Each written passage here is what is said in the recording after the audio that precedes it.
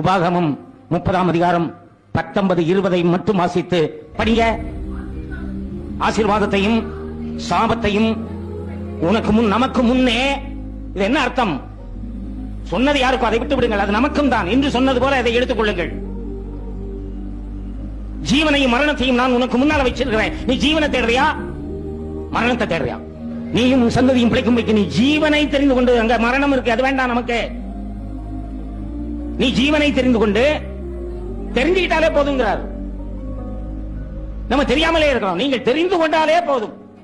உனக்கு ஜீவனும் தீர்க்காயுசுமானவர். Praise the Lord, ஹல்லேலூயா. நீங்கள் ஜீவனை தெரிந்து கொள்ள வேண்டும் என்று நான் ஆசைப்படுகிறேன், பேராசைப்படுகிறேன். நீங்கள் ஆசீர்வாதத்தை பெற்றுக்கொள்ள வேண்டும், சாபத்தை பெற்றுக்கொள்ள விடாது என்று உங்களை வாழ்த்துகிறேன். ஆகையால் கிறிஸ்துவுக்குள் பிரியமானவரை ஓரளவுக்கு நம்ம மனதை ஓரளவுக்கு கொஞ்சத்தில் சுத்தமுள்ளவர்களாக இருக்க வேண்டும் என்று தெரிந்து கொண்டு